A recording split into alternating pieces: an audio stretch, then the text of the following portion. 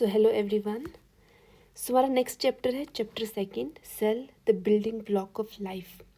तो आज हम cell the building block of life के बारे में पढ़ेंगे। तो लाइफ की सबसे छोटी यूनिट जिसे कहते हैं वो हमारे पास सेल है। तो चलिए शुरू करते हैं, क्या है क्या नहीं इस चैप्टर में। सबसे पहले हम देखते हैं कि लाइफ की शुरुआत कैसे हुई। साइंटिस्ट मानते हैं कि लाइफ की शुरुआत कहाँ से हुई? पानी से हुई, ठीक है, वाटर से हुई। तो लाइफ की शुरुआत पानी से हुई है, पानी में हुई है। तो दो आइडियाज़ यहाँ पे आते हैं। सबसे पहला आइडिया है कि लाइफ ओशियंस में शुरू हुई, और दूसरा आइडिया है कि कई साइंटिस्ट के हिसाब से लाइफ छोटे पानी के जो पूल्स होते हैं ना उनमें शुरू हुई। तो यहाँ पे दो आइडियाज़ उन्होंने दिए। पहला आइडिया ये दिया कि लाइफ जो है वो समंदर से शुरू हुई, ओशियन से जो है वो लाइफ शुरू होती है। और दूसरा ये कहता है कि दूसरा आइडिया ये है कि स्मॉल जो छोटे पूल होते हैं पानी के, वहाँ से जो ज़िंदगी की शुरुआत हुई है। नेक्स्ट अगर हम एक और चीज़ देखते हैं, पूगा वैली लद्दाख के बारे में अगर बात करते हैं, तो पूगा वैली में एक हॉट स्प्रिंग है। हॉट स्प्रिंग मतलब गर्म पानी का चश्मा है। तो बाहर ठंड होती है, लेकिन ये जो स्प्रिंग है इसका पानी लगभग उबले जो बॉइलिंग वाटर होता है ना उतना गर्म होता है। तो साइंटिस्ट को लगता है कि ऐसा जो इन्वायरमेंट है वो 3.5 बिलियन ईयर पहले वाली अर्थ जैसा था। तो इसीलिए थर्मोफाइल्स का यहाँ पे कॉन्सेप्ट आता है। तो ये पूगा वैली इन लद्दाख, ये आप याद रखेंगे। तो उसके बाद अगर हम थर्मोफाइल्स की बात करें, थर्मोफाइल्स क्या होते हैं? तो हॉट स्प्रिंग में जो ऑर्गेनिज्म रहते हैं, ठीक है, जो गर्म पानी में जो ऑर्गेनिज्म रहते हैं, गर्म स्प्रिंग्स में रहते हैं, उन्हें थर्मोफाइल्स कहा जाता है। थर्मो का मतलब ही होता है हीट, थर्मो का मतलब होता है हीट। और फाइल्स का मतलब होता है, फाइल का मतलब होता है लव, पसंद। और ऐसे ऑर्गेनिज्म जो गर्मी को पसंद करते हैं, दैट आर थर्मोफाइल्स। तो थर्मोफाइल हो गई, ठीक है। तो अगर हॉट स्प्रिंग में जो ऑर्गेनिज्म रहते हैं उन्हें थर्मोफाइल्स कहते हैं, जैसे मैंने बताया आपको। यानी ये हीट लविंग बैक्टीरिया होते हैं, ये यूनिसेलुलर होते हैं, ठीक है। ये अमूमन यूनिसेलुलर होते हैं, मतलब सिर्फ एक ही सेल से बने होते हैं, ठीक है। उसके बाद अगर हम बात करते हैं Birbal Sahni institute of palaeo sciences Lucknow की, अगर यहाँ पे बात की जाए, तो बीरबल साहनी इंस्टीट्यूट के साइंटिस्ट ने क्या डिस्कवर किया था? Birbal Sahni institute of palaeo sciences के साइंटिस्ट ने देखा कि हॉट स्प्रिंग के आसपास कैल्शियम कार्बोनेट बहुत जल्दी बन जाता है, ठीक है। कैल्शियम कार्बोनेट क्या हो जाता है? बहुत जल्दी बन जाता है। और इससे क्या फ़ायदा होगा? इससे मतलब ये उनका मानना था कि इससे शायद शुरुआती ऑर्गेनिक मॉलिक्यूल्स को हार्मफुल रेडिएशन और एक्सट्रीम कंडीशन से प्रोटेक्ट किया गया था। तो ये इनका कहना था कि ये जो कैल्शियम कार्बोनेट है ना, तो इसने प्रोटेक्ट करके रखा था। तो इस प्रोटेक्शन की वजह से पहली प्रोटेक्टिव मेम्ब्रेन सेल मेम्ब्रेन बनने में हेल्प मिली होगी। तो ये साइंटिस्ट का मानना था, ठीक है। और सेल मेम्ब्रेन एक बाउंड्री है जो सेल को बाहर के इन्वायरमेंट से अलग करती है, ठीक है, ये आप याद रखेंगे। तो इसका नेक्स्ट इसी चैप्टर में हम इसको और ज़्यादा डिटेल में भी करने की कोशिश करेंगे। नेक्स्ट अगर बात करें तो सेल क्या है, ठीक है, व्हाट इज़ सेल। तो अगर सेल की बात करते हैं हम यहाँ पे, तो सेल लाइफ की सबसे छोटी स्ट्रक्चरल और फंक्शनल यूनिट है। इसका मतलब क्या हो गया? स्ट्रक्चरल यूनिट का मतलब हो गया, स्ट्रक्चरल यूनिट का मतलब हो गया कि सेल बॉडी का बिल्डिंग ब्लॉक है, मतलब छोटे छोटे सेल मिल के ही बॉडी बनाते हैं। और फंक्शनल यूनिट का अगर मतलब देखा जाए, तो फंक्शनल यूनिट का मतलब होता है सेल, मतलब जो लाइफ की प्रोसेसेस होते हैं ना, जैसे रिस्पिरेशन हो गया, न्यूट्रिशन हो गया, ग्रोथ हो गया, रिप्रोडक्शन हो गया, तो सेल ही सारे लाइफ की प्रोसेसेस करता है। जैसे रिस्पिरेशन मैंने आपको बताया, न्यूट्रिशन या फिर ग्रोथ, रिप्रोडक्शन। तो this is known as functional unit. तो cell is the structural and functional unit of life. तो नेक्स्ट अगर हम देखते हैं तो ऑर्गेनिज्म कितने सेल से बने होते हैं, अगर हम ये देखें तो अगर बात करें तो यूनिसेलुलर ऑर्गेनिज्म की बात करें तो सिर्फ एक सेल से बने होते हैं ये। इसमें एग्जांपल के तौर पर जैसे बैक्टीरिया हो गए और यीस्ट वगैरह हो गए, तो एक ही सेल से उनका सारा काम हो जाता है। मतलब जितना भी रिस्पिरेशन करनी हो, न्यूट्रिशन लेना हो, ग्रोथ करनी हो, रिप्रोडक्शन करना हो, तो एक ही सेल से ये सारी चीज़ें हो जाती हैं। तो that are known as unicellular organism. कुछ हमारे पास मल्टी सेलुलर ऑर्गेनिजम्स भी होते हैं, ठीक है, कुछ हमारे पास कौन से होते हैं, मल्टी सेलुलर ऑर्गेनिजम्स भी होते हैं। बहुत सारे मिलियंस या फिर बिलियंस ऑफ सेल्स से बने होते हैं मल्टी सेलुलर ऑर्गेनिज्म। उनमें हमारे पास जैसे प्लांट्स हो गए, फिशेस हो गए, बर्ड्स हो गए, ह्यूमंस हो गए, तो ये इन सारी चीज़ों से बने होते हैं। हर सेल का अपना स्पेसिफिक काम होता है और सब मिलकर बॉडी को फंक्शन करने में हेल्प करते हैं। तो ये बेसिक आइडिया आप थोड़ा सा रख सकते हैं। तो अभी तक मैंने आपको यही बताया कि सेल स्ट्रक्चरल और फंक्शनल यूनिट ऑफ लाइफ है। लाइफ की शुरुआत वाटर में हुई है, पानी में हुई है। फिर पुगा वैली हमने देखी कि लद्दाख के अंदर है, तो इसका जो हॉट स्प्रिंग है वो ऐसा माना जाता है कि वो पहले जो अर्थ जैसा इन्वायरमेंट जैसा हमें पुगा वैली में देखने को मिलता है। फिर थर्मोफाइल्स के बारे में बात की जो हीट लविंग होते हैं, ये यूनिसेलुलर बैक्टीरिया होते हैं। फिर कैल्शियम कार्बोनेट की बात की, तो जिसमें हमारे पास हमने देखा था कि Birbal Sahni institute of palaeo sciences के जो साइंटिस्ट थे उनका मानना ये था कि कैल्शियम कार्बोनेट ने ही शायद पहले ऑर्गेनिक मॉलिक्यूल को प्रोटेक्ट किया और सेल मेम्ब्रेन बनाने में मदद की। देन मैंने आपको बताया यूनिसेलुलर ऑर्गेनिजम्स जो एक सेल से बने होते हैं जिसमें बैक्टीरिया और यीस्ट आते हैं। दूसरे मैंने बताया मल्टी सेलुलर ऑर्गेनिजम्स जो बहुत सारे सेल से बने होते हैं जिसमें प्लांट्स, एनिमल्स और ह्यूमंस आते हैं। ठीक है, नेक्स्ट अगर हम बात करते हैं तो cell the building block of life, तो इसलिए कहा जाता है, थोड़ा सा मैं आपको बता दूं, तो सेल से हमारे पास क्या बनते हैं, सेल से हमारे पास बनते हैं टिश्यूज़, टिश्यूज़ से हमारे पास बनते हैं ऑर्गेन्स, और ऑर्गेन से बनता है हमारे पास ऑर्गेन सिस्टम, ऑर्गेन सिस्टम। ठीक है, तो ये सारी चीज़ें हमारे पास बनती हैं। तो ये हायरार्की बहुत इंपॉर्टेंट है। स्मॉलर सेल जो एक जैसे सेल होते हैं ना, जो सेम फंक्शन करते हैं, वो मिलकर टिश्यू बनाते हैं। ठीक है, फॉर एग्ज़ाम्पल जैसे हमारे पास मसल्स की अगर हम बात करते हैं, तो जैसे मसल्स हमारे पास मसल सेल हो गए, तो मसल सेल मिलके मसल टिश्यू बनाएंगे, और कई टिश्यू मिलकर ऑर्गन बनाते हैं, और फिर ऑर्गन कई ऑर्गन्स मिलके ऑर्गन सिस्टम बनाते हैं। ठीक है, muscle plus connective tissue plus nervous tissue, है ना, तो ये सारे के सारे मिलकर उन्होंने हर्ट बनाया, तो इससे हमें पता चलता है एक ऑर्गन सिस्टम इससे बना। ठीक है, तो कहने का मतलब है जैसे मसल टिश्यू है हमारे पास, ठीक है, उसके साथ कनेक्टिव टिश्यू मिला उसके साथ, और उसके साथ अगर हम बात करें नर्वस टिश्यू साथ में मिला, और उसके साथ हमारे पास हर्ट आया। तो इन सारों ने मिलके क्या बनाया हमारे पास, इन ये जो तीन टिश्यूज़ थे, मस्कुलर टिश्यू, कनेक्टिव टिश्यू और नर्वस टिश्यू, इन्होंने बनाया हर्ट, एक ऑर्गन बनाया। ठीक है, कई ऑर्गन मिलकर ऑर्गन सिस्टम बनाते हैं, जैसे नोज़, नेज़ल कैविटी, ट्रैकिया, है ना, लंग्स वगैरह। तो ये सारे के सारे ऑर्गन्स मिलकर रेस्पिरेटरी सिस्टम बनाते हैं। उसी तरह से इंपॉर्टेंट पॉइंट इसमें यही आपको रखना है, चाहे बॉडी टिश्यूज़, ऑर्गन्स और ऑर्गन सिस्टम से बनी हो, सबकी बेसिक यूनिट सेल होती है। ठीक है, सेल ही इज़ द बेसिक यूनिट, और इसीलिए सेल को कहते हैं structural and functional unit of life.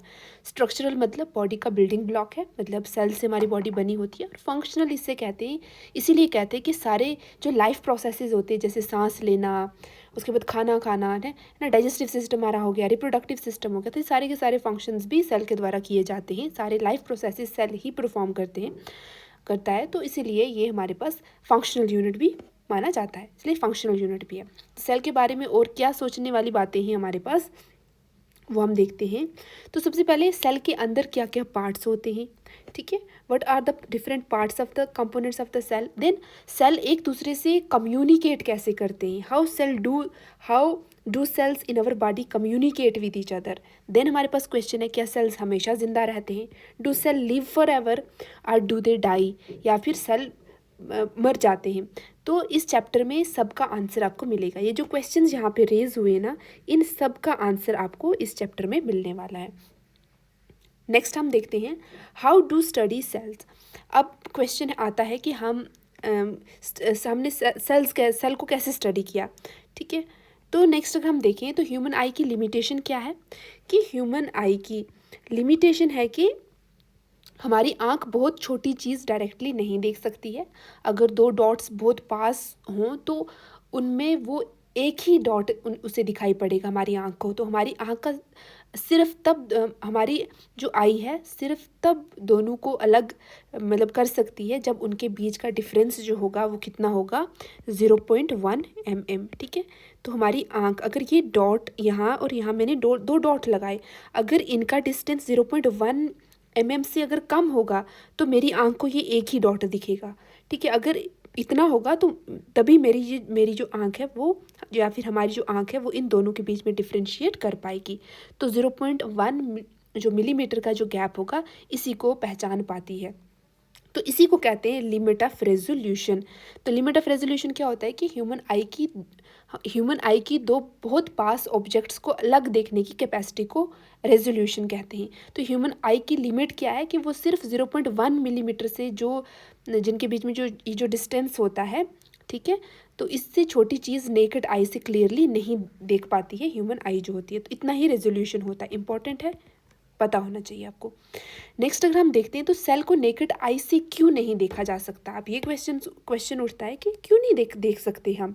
Most sales उनका साइज़ जो होता है वो 0.1 मिलीमीटर से 0.1 मिलीमीटर से छोटा होता है, इसीलिए हमें माइक्रोस्कोप की ज़रूरत पड़ती है सेल को देखने के लिए, ठीक है।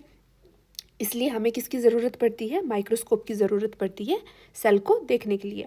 अब क्वेश्चन उठता है कि माइक्रोस्कोप क्या है, ठीक है, माइक्रोस्कोप क्या है। ये आपको डायग्राम यहाँ पे दिख रही है, ये है हमारे पास माइक्रोस्कोप। तो इसको डिटेल में भी हम देखेंगे। तो सबसे पहले हम थोड़ा सा इसको और ज़्यादा डिफाइन कर लेते हैं, ठीक है। माइक्रोस्कोप ऑब्जेक्ट को मैग्नीफाई करता है। मैग्नीफाई का मतलब होता है बड़ा करके दिखाता है, ठीक है, बड़ा करता है। तो ये कन्वेक्स लेंस के लेंसेज के कॉम्बिनेशन से बना होता है, ठीक है। किसके लेंसेज से बना होता है, ये कन्वेक्स लेंस के जो हमारे पास लेंसेज होते हैं उनके कॉम्बिनेशन से बना होता है। इसके दो इम्पॉर्टेंट पार्ट्स होते हैं, एक होता है हमारे पास ऑब्जेक्टिव लेंस और दूसरा होता है हमारे पास आई पीस, ठीक है। एक होता है हमारे पास ऑब्जेक्टिव लेंस और दूसरा होता है हमारे पास आई पीस। तो ये दो पार्ट्स इसमें होते हैं, ठीक है। ऑब्जेक्टिव लेंस होता है ऑब्जेक्ट के पास होता है, तो इसीलिए इसको ऑब्जेक्टिव लेंस कहते हैं। ये जो स्टेज है इसके ऊपर एक स्लाइड रखी जाती है, उस पर अगर कुछ देखना होगा हमें सेल के बारे में तो हमें इसमें दिखता है। तो ये ऑब्जेक्ट के पास होता है, दैट इज़ वाई इसे ऑब्जेक्टिव लेंस कहते हैं। और जो आई के पास होता है, जहाँ से हम देखते हैं, हमारी आई के पास होता है, जिससे हम देखते हैं, वो होता है हमारे पास आई पीस। तो आई पीस में भी एक लेंस होता है और ऑब्जेक्टिव लेंस में भी ऑब्जेक्टिव लेंस होता है। तो दो तरह के हमारे पास कन्वेक्स लेंस होते हैं। तो याद रखना ये कन्वेक्स लेंस होते हैं, ठीक है, कन्वेक्स लेंस होते हैं। माइक्रोस्कोप छोटी चीज़ को बड़ा दिखाता है, ठीक है, ये मैंने आपको बताया। नेक्स्ट अगर हम देखें तो हमारे पास अगर हम आपको मैं थोड़ा सा अगर आइडिया देने की कोशिश करूँ तो रॉबर्ट हुक ने 1965 में 1665 में 1665 में पहली बार माइक्रोस्कोप से सेल देखा था, ठीक है। याद रखना 1665 में सेल को क्या किया था, देखा था। उन्होंने खुद का माइक्रोस्कोप बनाया था और उस माइक्रोस्कोप की मैग्नीफिकेशन कितनी थी, 200 से लेकर 300x मैग्नीफिकेशन थी, ठीक है। उन्हें जो कॉर्क होता है, जो हमारे पास दरख्त होता है ना, ट्री के बार्क के जो डेड पार्ट होता है उसे कॉर्क कहते हैं। तो उन्होंने इसका एक पतला सा स्लाइस लिया और उन्होंने माइक्रोस्कोप के नीचे देखा। तो उन्होंने क्या ऑब्जर्व किया, उन्हें छोटे छोटे बॉक्सेस वहाँ पे दिखे, ठीक है, छोटे छोटे बॉक्सेस दिखे वहाँ पे, उनका मतलब ऐसे कंपार्टमेंट्स दिखे। तो इन कंपार्टमेंट्स को उन्होंने सेल्स का नाम दिया, ठीक है। इन कंपार्टमेंट्स को उन्होंने किसका नाम दिया, सेल का नाम दिया, ठीक है। नेक्स्ट अगर हम देखें तो उसमें उन्होंने बहुत सारे छोटे छोटे बॉक्सेस देखे जिसे कंपार्टमेंट्स कहते हैं, उन्हें सेल कहा। इसी वजह से रॉबर्ट हुक को डिस्कवरर ऑफ द सेल कहा जाता है, ठीक है। अगर आपसे पूछे कि सेल को किसने डिस्कवर किया है तो रॉबर्ट हुक जो होगा इसका आंसर होगा। तो Robert Hooke is the right answer. Next अगर हम देखते हैं तो स्मॉलर सेल से टिश्यू बनेंगे, टिश्यू से ऑर्गन बनेंगे, ऑर्गन से ऑर्गन सिस्टम बनेगा और ऑर्गन सिस्टम से मिलके पूरा एक ऑर्गेनिज्म बनेगा। तो अभी तक सेकंड पेज हमने जो सेकंड पेज है इसमें मैंने आपको इतना ही बताने की कोशिश की कि स्मॉलर सेल्स और सेम फंक्शन को अगर परफॉर्म करते हैं, छोटे सेल्स अगर एक ही तरह के फंक्शन को परफॉर्म करते हैं उन्हें टिश्यू कहते हैं। बहुत सारे टिश्यू मिलके हमारे पास ऑर्गन बनाते हैं और बहुत सारे ऑर्गन मिलके ऑर्गन सिस्टम बनाते हैं। सेल हमारे पास स्ट्रक्चरल और फंक्शनल यूनिट है लाइफ का। और ह्यूमन आई रेजोल्यूशन कितना है, 0.1 मिलीमीटर। तो 0.1 mm जो है ह्यूमन आई रेजोल्यूशन है। तो याद रखेंगे, इंपॉर्टेंट है। मोस्ट सेल जो होते हैं उन्हें हम अपनी आंखों से नहीं देख सकते, तो इसलिए माइक्रोस्कोप की ज़रूरत पड़ती है। देन रॉबर्ट हुक के बारे में मैंने बताया, उन्होंने डिस्कवर किया था 1665 में। उन्होंने सेल की डिस्कवरी की थी। उन्होंने क्या किया था, एक जो दरख्त का जो एक मतलब जो बार्क होता है उसका एक पतला सा स्लाइस काटा, उसे उन्होंने जो अपना माइक्रोस्कोप बनाया था उसके नीचे रखा, तो उन्होंने देखा कि छोटे छोटे उन्हें कंपार्टमेंट्स दिख रहे हैं, तो इन्हीं को उन्होंने सेल का नाम दिया।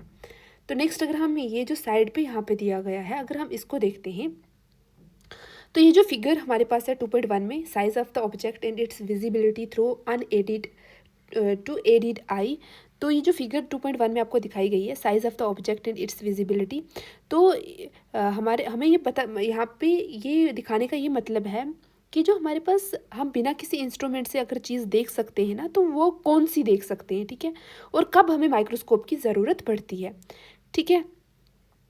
तो अनएडेड टू एडिड आई जो दिखती है, उनमें से कौन कौन सी चीज़ें हम नंगी आंखों से देख सकते हैं और कौन सी चीज़ों को हमें माइक्रोस्कोप की ज़रूरत पड़ती है।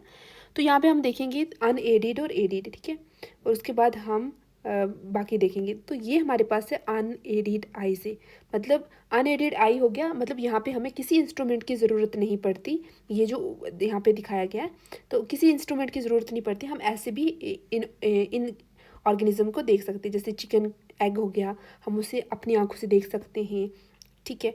ग्रेट इंडियन बस्टर्ड यहाँ पे दिया गया है, ये एक बर्ड होता है, इसे भी हम अपनी आंखों से देख सकते हैं। अगर कोई नीम का ट्री है उसे देख सकते हैं, रॉकेट है उसे देख सकते हैं, ठीक है। उसके बाद हमारे पास कौन सी चीज़ें जो हम लाइट माइक्रोस्कोप से देखते हैं और कौन सी चीज़ें हैं इतनी छोटी है जो लाइट माइक्रोस्कोप से भी नहीं दिखती, और उन्हें हम किससे देखते हैं, फिर इलेक्ट्रॉन माइक्रोस्कोप से देखने की कोशिश करते हैं। तो थोड़ा सा और मैं अगर आपको यहाँ पे बताने की कोशिश करती हूँ यहाँ पे, तो ये चीज़ें नेकेड आई से हमें दिखती हैं, जैसे मैंने आपको भी बताया, जैसे रॉकेट है, नीम का ट्री है, ह्यूमन की हाइट है, ग्रेट इंडियन बस्टर्ड है, चिकन एग है, फिश एग है। तो ये सारी की सारी चीज़ें यहाँ से ऊपर तक हमें क्या है, हमारी आंखों को हमारी आंखें इन्हें देख सकती हैं, ठीक है, ठीक है। तो फिश एग की बात करें तो मुश्किल से लेकिन दिख सकता है हमें, जो मछली का जो एग होता है वो हम देख सकते हैं, लेकिन छोटा होता है तो मुश्किल से हम उसे देख सकते हैं। तो कहाँ से प्रॉब्लम शुरू होती है, प्रॉब्लम शुरू होती है 0.1 mm से, यानी 100 माइक्रोमीटर से शुरू होती है। ये जो 100 माइक्रोमीटर है ना, इसको हम 0.1 mm भी इसे हम बोल सकते हैं, ठीक है, 100 माइक्रोमीटर। तो 100 माइक्रोमीटर क्या होता है, अगर कोई ऑब्जेक्ट 100 माइक्रोमीटर से छोटा है तो हमारी जो आंखें हैं उसे क्लियरली नहीं देख सकती हैं। तो इसीलिए अमीबा को नेकेड आई से हम नहीं देख सकते, ये अमीबा बना हुआ है तो इसे हम नेकेड आई से नहीं देख सकते। प्लांट और एनिमल सेल भी हम नहीं देख सकते। तो यहाँ पे क्योंकि ये 0.1 mm से छोटा है प्लांट सेल और एनिमल सेल, इसे भी हम किससे, अपनी ह्यूमन आई से नहीं देख सकते। अब ये जो ऑरेंज कलर का आपको बार यहाँ पे दिख रहा है, तो ये चीज़ें हमें लाइट माइक्रोस्कोप से दिखती हैं। लाइट माइक्रोस्कोप से हम देख सकते हैं, अमीबा को देख सकते हैं, मोस्ट प्लांट सेल्स को, एनिमल सेल को देख सकते हैं, न्यूक्लियस को देख सकते हैं, बैक्टीरिया को देख सकते हैं, माइटोकॉन्ड्रिया को देख सकते हैं कुछ हद तक। तो इसीलिए स्कूल लेबॉर्ट्रीज़ में हमें लाइट माइक्रोस्कोप यूज़ होता हुआ दिखता है, ठीक है। आपकी जो स्कूल की लेबॉर्ट्री होगी उसमें भी आपको लाइट माइक्रोस्कोप आपको दिखेगा।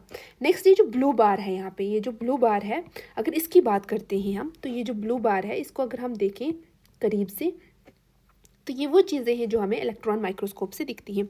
तो इलेक्ट्रॉन माइक्रोस्कोप और भी पावरफुल होता है, इससे हम देख सकते हैं जो छोटा बैक्टीरिया होगा, स्मॉलेस्ट बैक्टीरिया होगा, उसे देख सकते हैं, वायरसेस को देख सकते हैं, राइबोसोम्स को देख सकते हैं, प्रोटीन्स को देख सकते हैं, लिपिड्स को देख सकते हैं, और दूसरे जो छोटे मॉलिक्यूल्स हैं उसे देख सकते हैं, एटम्स को देख सकते हैं। स्पेशल इलेक्ट्रॉन माइक्रोस्कोप की मदद से हम इन्हें देख सकते हैं। तो ये सब लाइट माइक्रोस्कोप से नहीं दिखते हैं, ये इलेक्ट्रॉन माइक्रोस्कोप से हमें दिखते हैं ये सारी चीज़ें।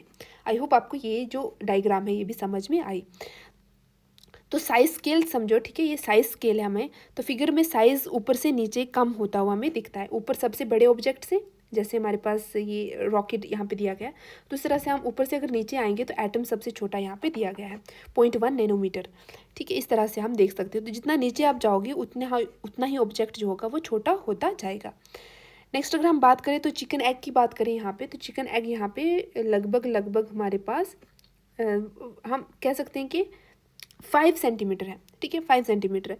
देन फिश एग की बात करें तो फिश एग है हमारे पास 1 मिलीमीटर, ठीक है। उसी तरह से नीचे जाएंगे तो एमीबा जो है हमारे पास वो अप्रॉक्सीमेट 500 to 1000 माइक्रोमीटर के बराबर है। तो इस तरह करते करते ये जो साइज़ है ये डिक्रीज़ होता रहता है।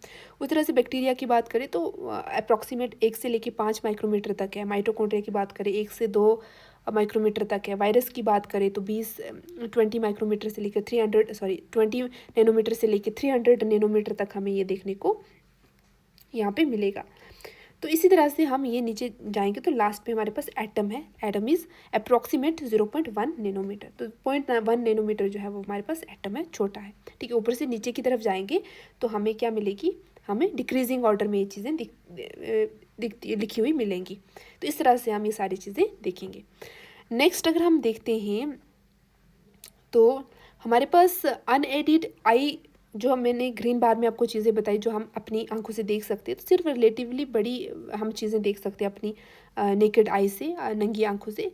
उसके बाद हमें लाइट माइक्रोस्कोप की ज़रूरत पड़ेगी सेल्स, न्यूक्लियस, बैक्टीरिया देखने के लिए। और उसके बाद इलेक्ट्रॉन माइक्रोस्कोप की ज़रूरत पड़ेगी। और जो छोटे जो हमारे पास ऑर्गेनिजम्स होंगे जिन्हें हम लाइट माइक्रोस्कोप के नीचे नहीं देख पाएंगे, तो उन्हें हम इलेक्ट्रॉन माइक्रोस्कोप के नीचे देखेंगे, तो वो हमें वहाँ पे दिखेंगे।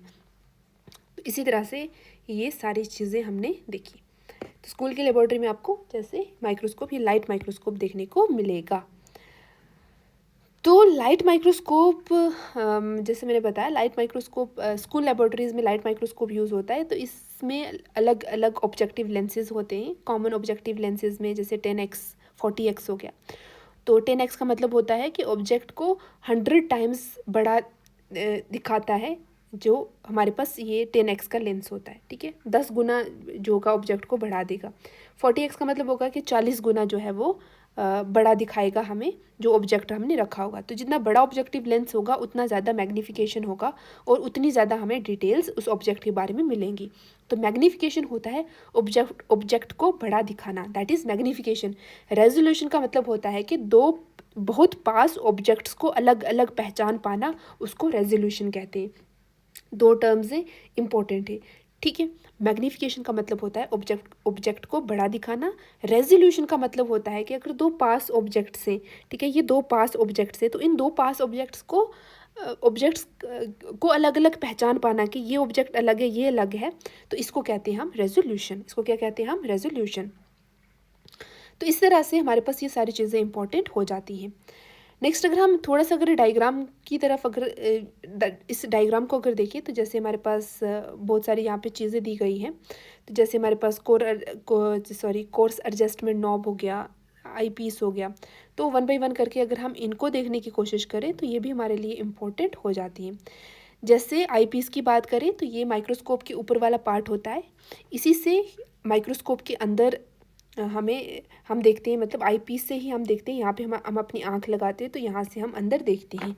तो इसी से हम माइक्रोस्कोप के अंदर देखते हैं और ये इमेज को और बड़ा दिखाता है।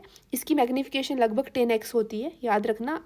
आई प्लस पीस है ना, तो जहाँ पे हम आई रखेंगे तो दैट इज़ आई पीस, ठीक है। उसके बाद बॉडी ट्यूब की बात करते हैं। तो ये हमारे पास पार्ट होता है बॉडी ट्यूब का। तो ये जो पार्ट होता है हमारे पास, ये आई पीस और ऑब्जेक्टिव लेंस को कनेक्ट करता है। तो ये ऑब्जेक्टिव लेंस नीचे है, आई पीस ऊपर है। इन दोनों को जो पार्ट कनेक्ट करके रखता है दैट इज़ बॉडी ट्यूब।